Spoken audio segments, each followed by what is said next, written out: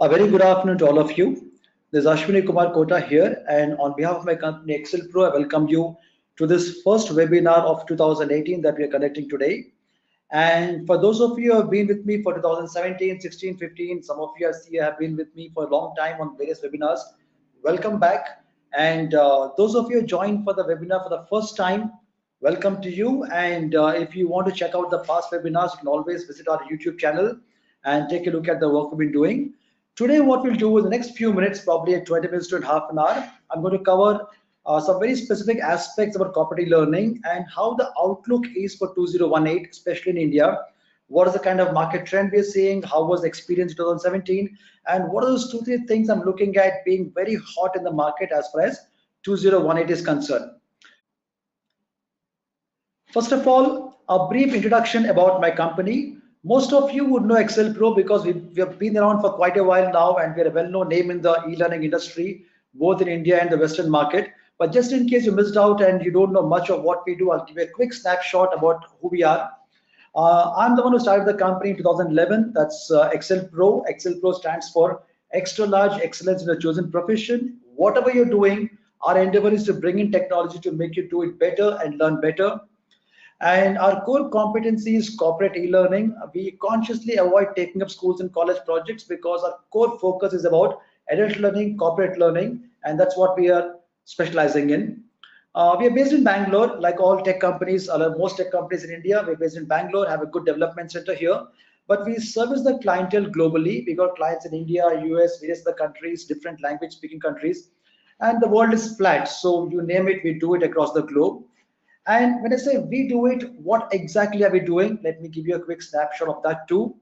First of all, if you can think of anything in e-learning, there's a fair chance we're doing it because we try to provide turnkey solutions to companies starting from a scratch of say, I want to do e-learning to everything from creating, hosting, managing, animation, games, gamification. I can read out like a list, but we do all those things. Of late, a lot of work has been happening on gamified e-learning solutions. You might have heard the buzzword. Some of you might be already practicing it. A lot of action happening over there. We also make games and assessments for various learning and e-learning interventions. We do M-learning solutions. We also do a lot of interactive animation. Animation, I'm sure you've seen a lot of YouTube work. These days, interactive animation is pretty hot. Some of you might be using it. We do a lot of work on that. And we develop a wide array of e-learning courses for every context. Could be induction, could be safety, could be product process. Any learning which is happening in the corporate space, we do it. Now, the reason it took a minute to explain you this entire length and breadth of our expertise is whatever is on your mind, I will probably have a connect with it and I'll have some ideas to share on that or some thoughts or I can address the queries. So be very comfortable. If there's anything related to learning or e-learning, you can speak to me and I'm more than happy to engage with you on it. The reason a question you ask will enable all of us to learn. That's the whole objective of this webinars. And make it as interactive as possible. Feel free to shoot any questions and I'll be more than happy to engage with you. So, starting off with the topic of the day, corporate e-learning in 2018, 3 hot trends to look out for. And those of you with me for the last few years, you might have noticed that every year, somewhere towards the end of the previous year, beginning of the next year, I conduct one webinar on trends in corporate e-learning for the year. I was doing it in 2017, 16, 15, we've been doing it for quite some time now.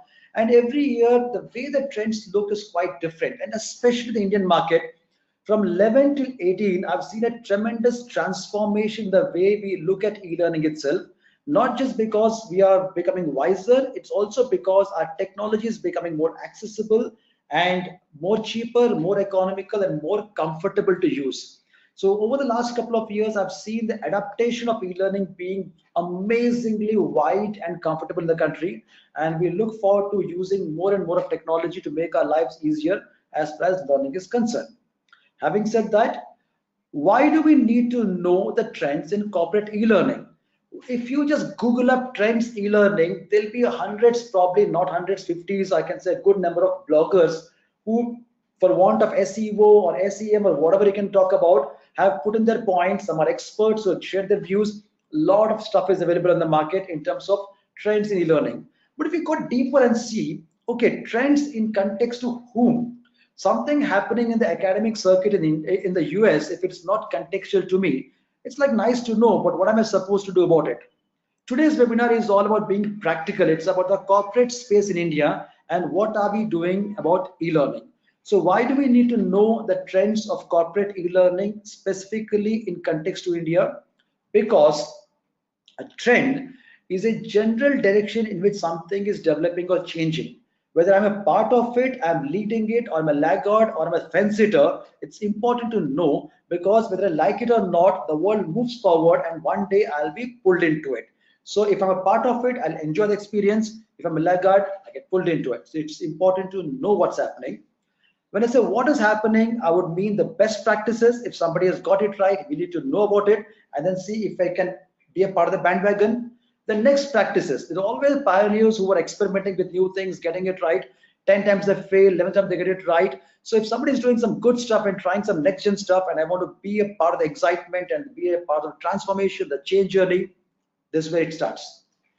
Shorten your learning curve, because if somebody has found it the harder way, the second person can do it the easier way and build upon it. It shortens the learning curve both in terms of time as well as money spent.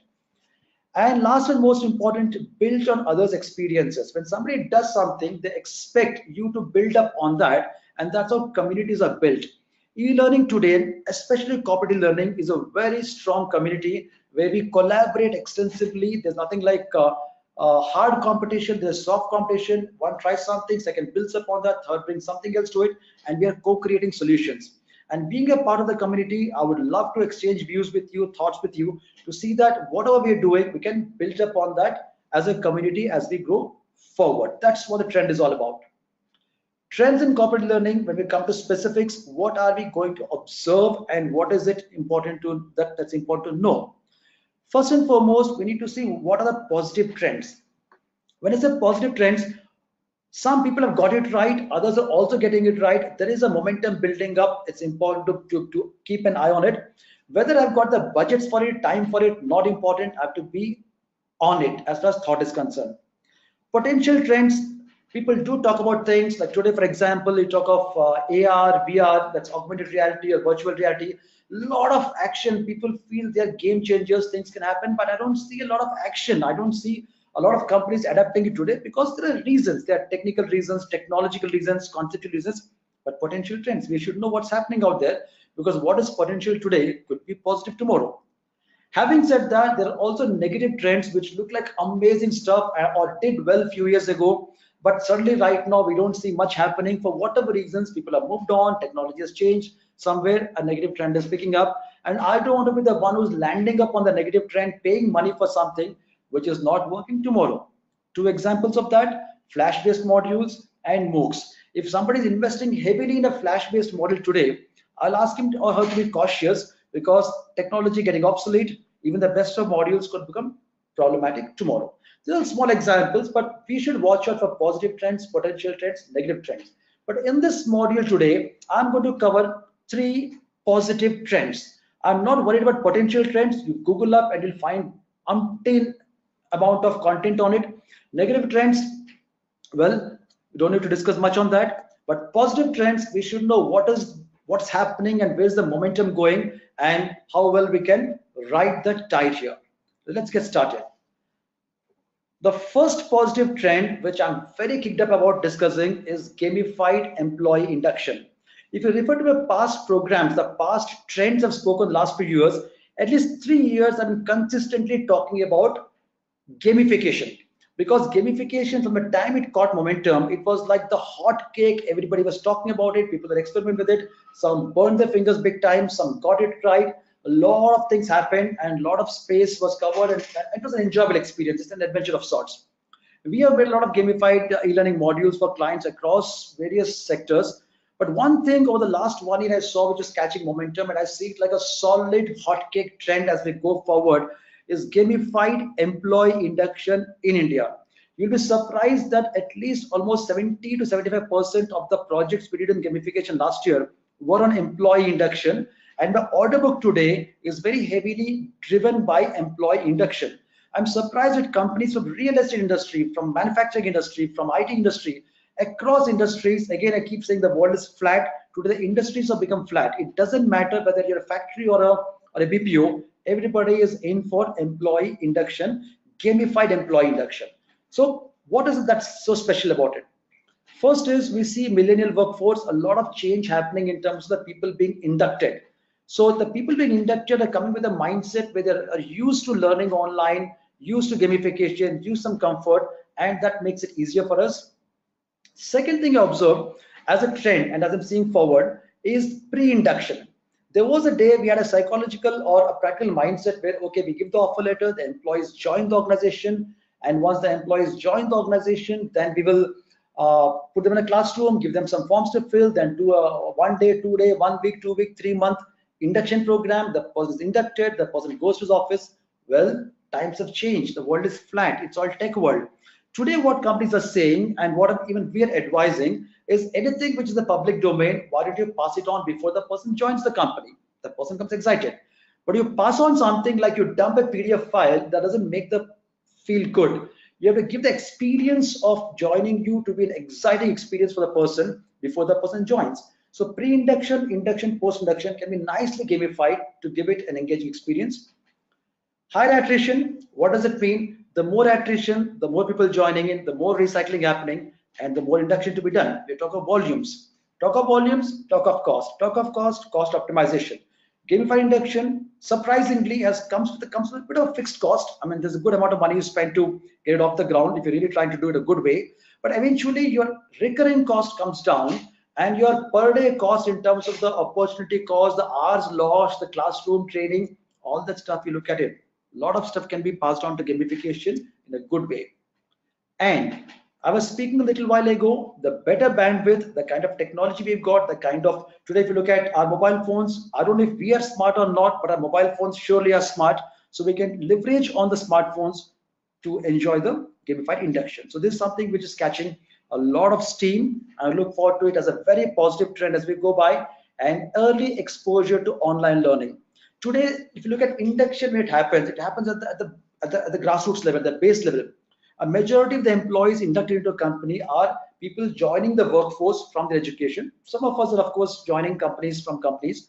But the majority is on that side, which is already exposed to online learning. When you bring in gamification, that makes it like a wow feeling for them.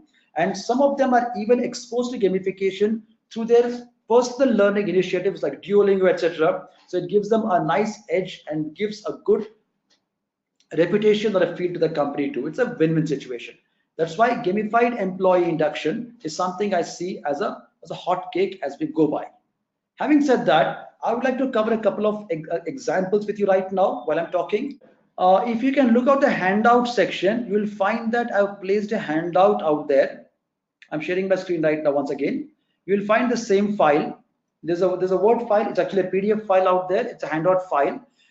In the handout file, I've given some links here. You can see all the samples, what we are given at this particular link.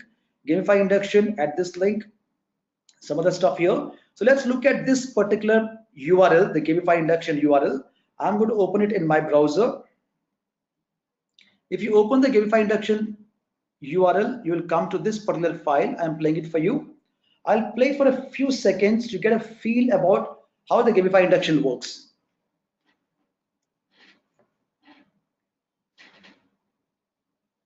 Welcome to Nexus Bank. Today, you are going to embark on a competitive journey to build your own business while learning about our organization. Are you ready? As you can see, there are 25 sections in this game. The blue sections represent the investors, yellow section represent the advisors, and the green sections represent the market. There are 3 levels to this game. In the first level, you need to visit all the blue sections to maximize the money in your wallet. Then once you are loaded with investments, you need to complete the yellow ones to pick valuable inputs, which are the lives. And finally, you need to visit all the green sections to pitch and maximize your money in the wallet. Sounds simple? It actually is. Click Start to begin.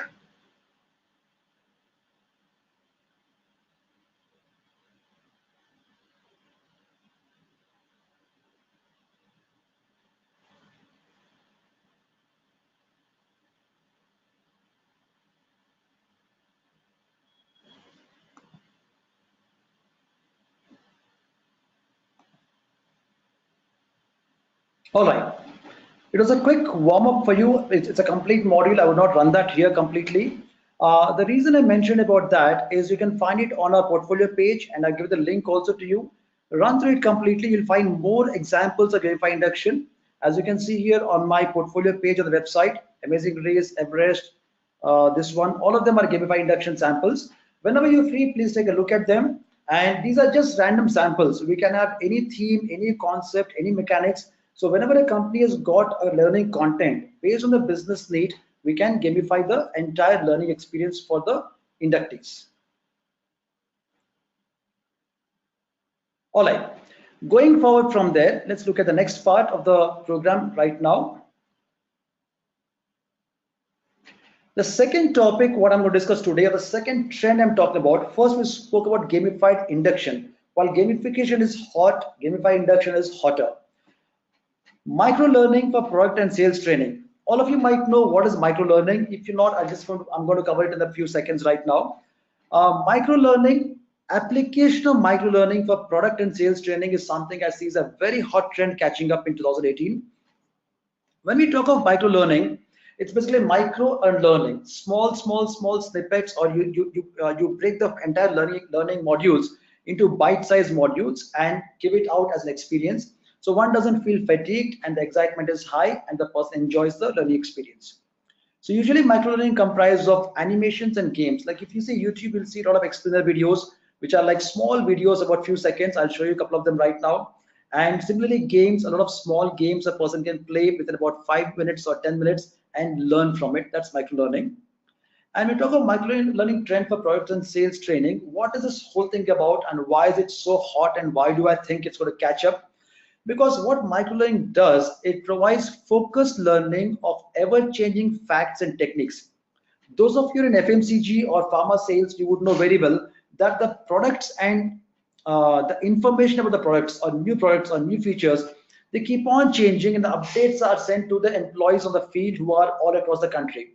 Now you can't have a training program every day. So earlier we used to have people coming over to one place and the cycle meetings, etc., run over a week or a month. But today it's all live.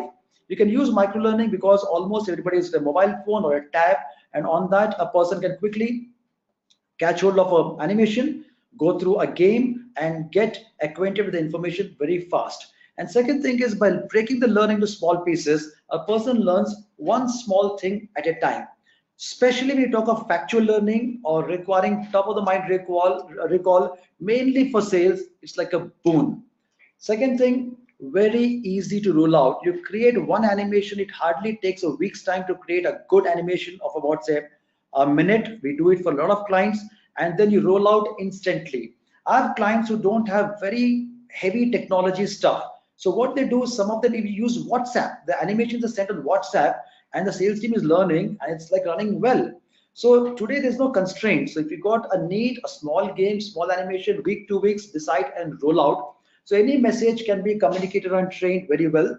And sometimes it acts as a refresher also. You've done a training program, you're refreshing it. So on the sales side, especially product training and sales training, I've seen this thing being accepted very well. And we look forward to seeing a lot of action on this in 2018.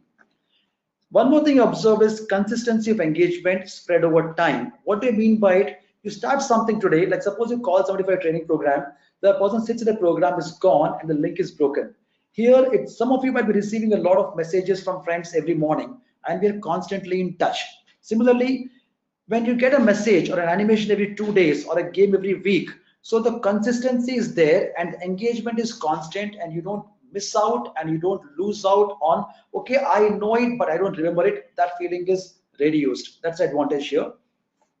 Easier retention and faster recall. Some facts, some pointers, some jargon, sometimes they become very difficult if you don't practice them. And here, by constantly your mobile phone engaging with you through a game or animation, it makes it very easier to retain and recall. And these are the reasons why it's catching up steam.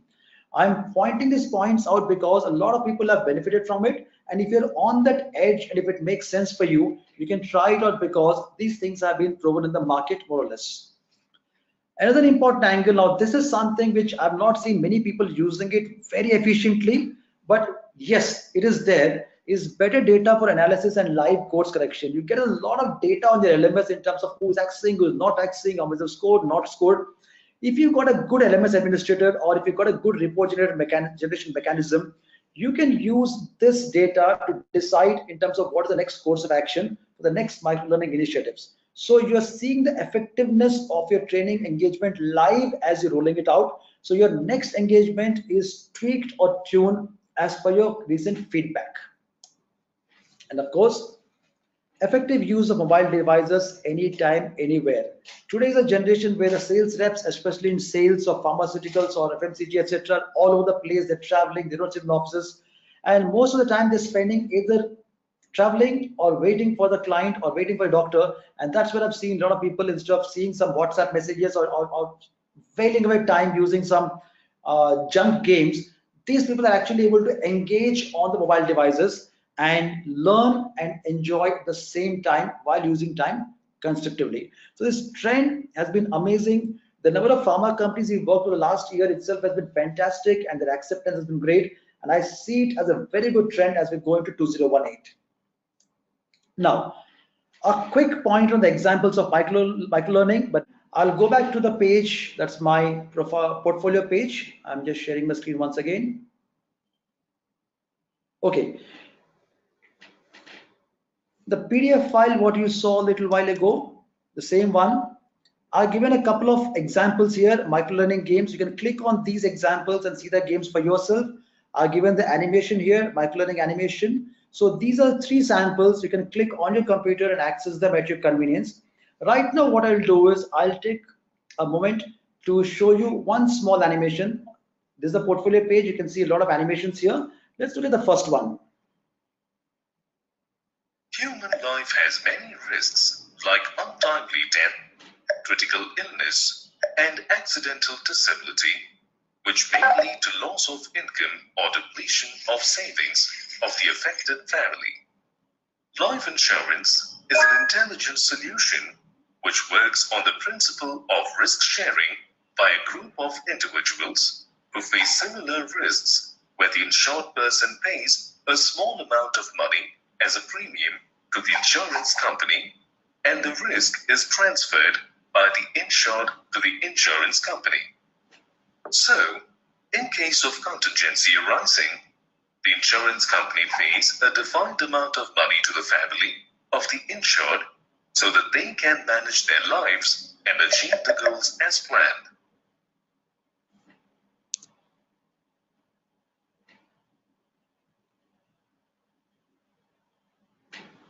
Well, that was a small animation on how insurance works. Now imagine me trying to tell somebody how insurance works using a PowerPoint presentation, use a PDF document, and using a small animation.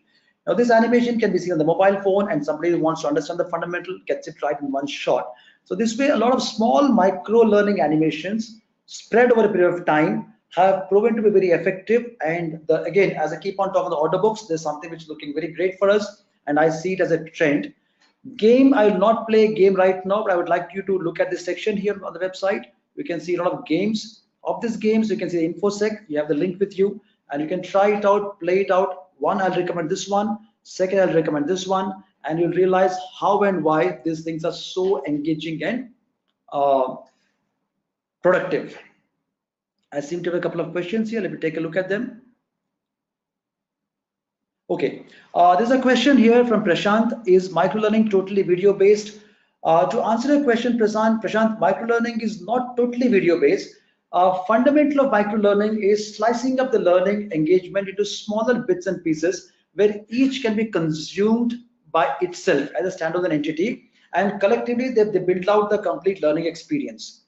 So what I mean by it, suppose just for example, I'm trying to teach somebody the fundamentals of insurance. So fundamentals of insurance comprise of probably 20 topics.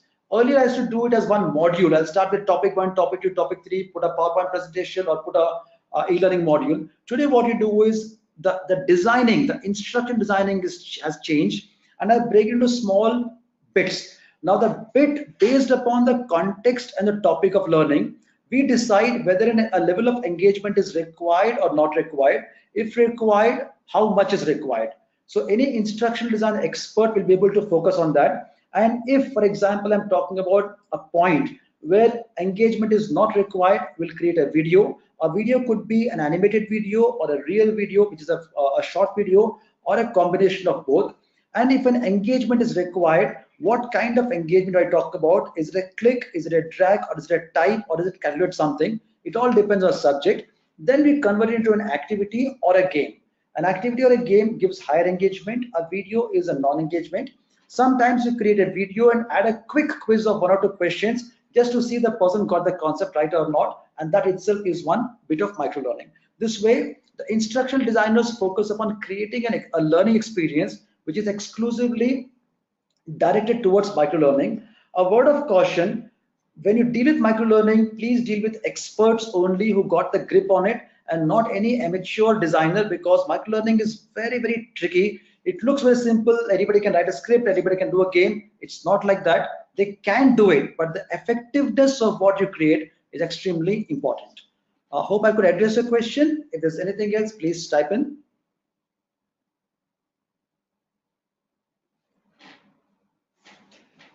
All right, there's another question here. Can we combine trends like microlearning and social learning? Bang on, yes. Microlearning is actually born out of the social generation of social learning.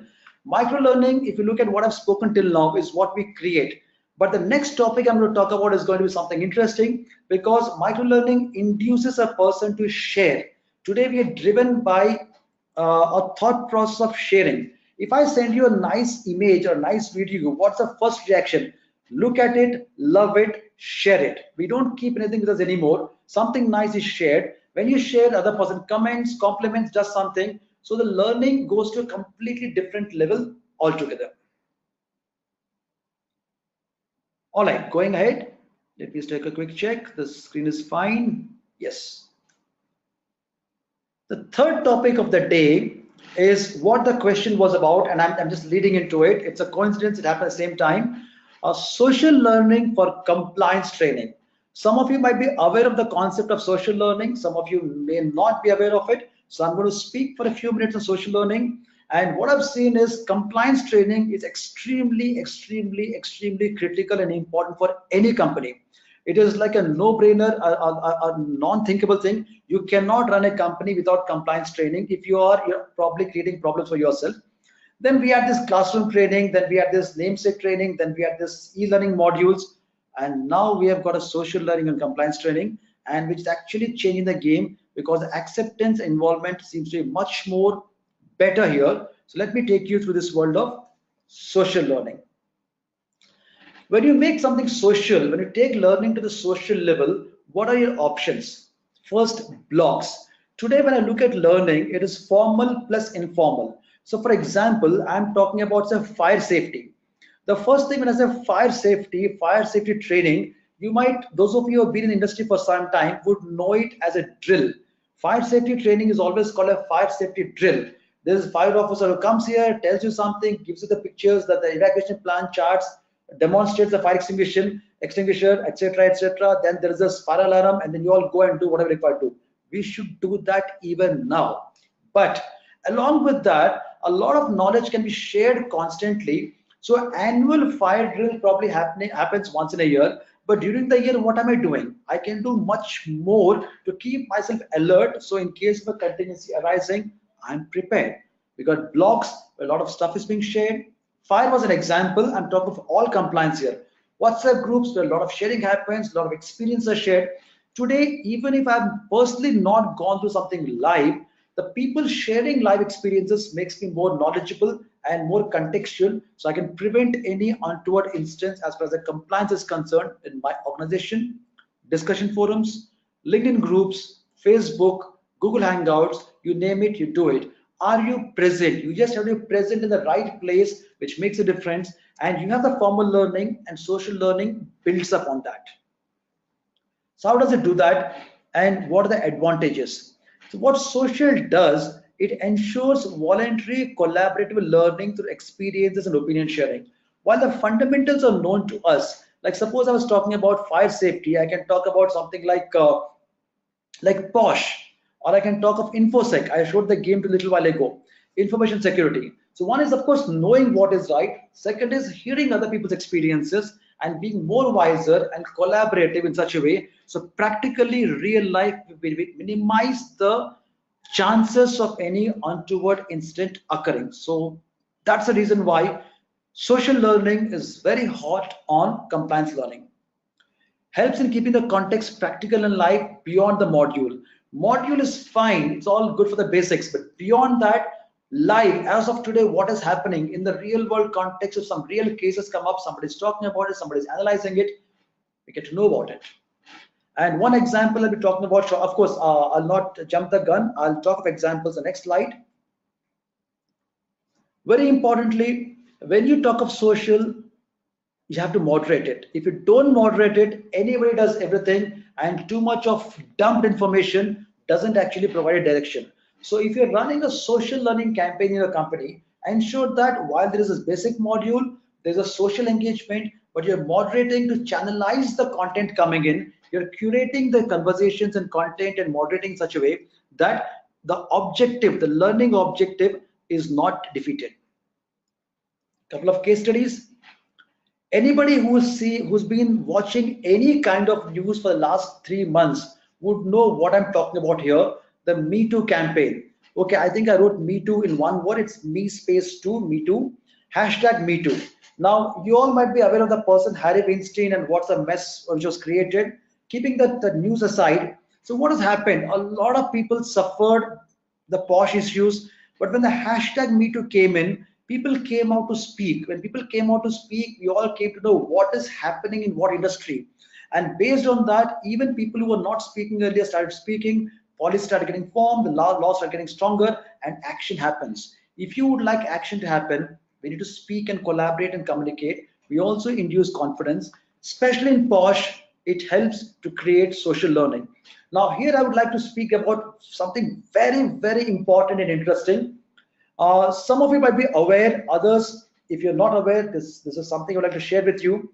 When the POSH Act was enacted in 2013, I think, when POSH Act was enacted, within 2 months of the POSH Act being enacted, we were one of the first ones to create a scenario-based e-learning module. And that particular e-learning module was so well appreciated. We won an award for that. The award and details are on the website right now. And after that, a lot of companies, from banks to production companies to service companies, they've taken up this POSH module, and we really had a very a good rich experience and a very good feedback about our POSH module. We are into custom development, but we also have some very important ready programs. So POSH was very, very well received. All were happy, everything was good, but that was probably 3-4 years ago. And then what happened over the years, we started engaging with the clients, and some of them said, like, no, the POSH module is nice, we're having the committee in place, everything is good, and they started discussing. And those organizations, some of them, I would not want to take names because it's inappropriate to talk about specific companies in a webinar. I would rather share them as case studies with you. They went one step ahead and started their intranet discussions and a lot of groups, etc., within which a POSH being a sensitive topic where somebody is not able to come out and speak openly, those forums enable them to communicate and collaborate. So what we see in the open world happening, what was happening in their company, and many cases where instances did not happen, but people became wiser and more confident, gave them a very rich learning experience and a confident experience of dealing with POSH issues. And this is actually a subject where social learning has the potential to do wonders. Second is information security. Now, InfoSec is another compliance model which we have seen a lot of traction because we have a ready module also on it, and I've seen many companies where we have created modules for them. InfoSec is like POSH but not like POSH, because the damage which can happen to a company is phenomenally high because of one random incident of you clicking on a mail, opening the attachment can bring the whole system down. And some of you might have seen Heartbleed and a lot of other such kind of ransomware stuff happening all over the place. But the catch about InfoSec is by the time you complete a module and you say, I'm done, you take a sigh of relief. Some other mess has started, some smart cookie has brought some other mess in the system, and it's all back to square one again.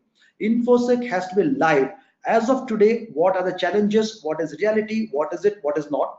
Fundamentals remain. So what InfoSec does, bring in social learning, People share experiences, what's happening in the world, what's happening within the company, what is happening in one department, other department. So everybody collectively becomes wiser by the day as of today. It's real time. It's been fantastic. This is an area I've seen social learning becoming like superbly effective. Another area which is sometimes neglected is safety, health, and environment.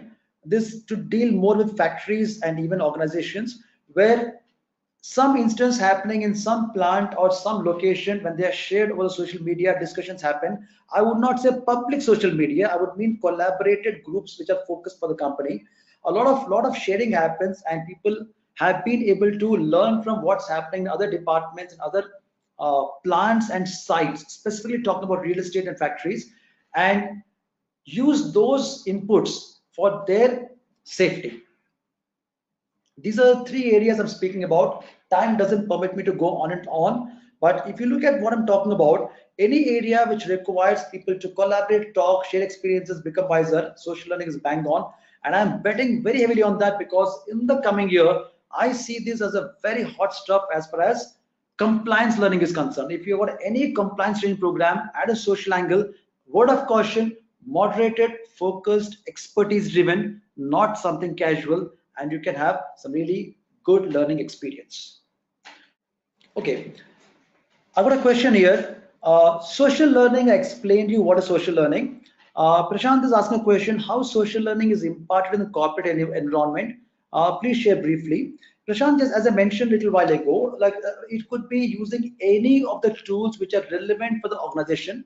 I would not want you to generalize it as a corporate world. See it from your organizational context, because in the social space, no two companies are alike. What is okay for one company is a taboo for another company. Like, for example, I've got a client here who allows WhatsApp communication, WhatsApp groups among certain members to communicate. Same time, another client does not allow any WhatsApp communication among the employees. It's banned, prohibited. So that's the catch here. So social learning is basically meaning collaboration by people who are part of the group using technology on the context of the topic or discussion. So whatever technology is relevant and acceptable, how well you can leverage it is what we speak about. And for this, I would always say talk to experts, talk to us. So when you sound off an expert, they can tell you in terms of, okay, in your company, what is the constraint, or what are the constraints to deal with, what are the technologies allowed to be used. Within that, how well you can do a social learning. My word of caution again, please don't attempt it in an immature way. Use professional help so that you're able to get the right guidance and get the best results.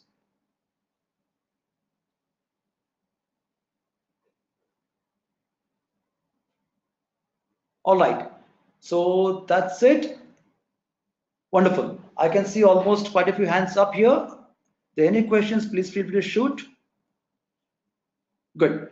So while we're at it, I would like to quickly summarize our conversation, what we're having till now. Here we go. Today, our focus of this webinar was not talking about a global gyan in terms of what's happening in which part of the world. For that, the net is there. You can see it everywhere. Today's focus was about exactly in our country, in the corporate e-learning space, what are those things which many companies are doing, and using the information to see if any of those things are relevant for you. And if you would like to explore them, then what are the things you can look at exploring. So first thing we saw was gamification. If you see, I spoke about gamified induction initially. I'm saying gamification right now. Even if it's not induction, gamification is catching up steam. And in gamification, gamified induction is the hottest cake. If you're not already doing it, you can make an attempt at it. Even if you can't shift completely from classroom to gamified learning, you can always have a blended approach where we look at doing a part of the program in the classroom, and a bit of it can be gamified, especially that bit which is the public domain and which you can give it to a person before the person joins.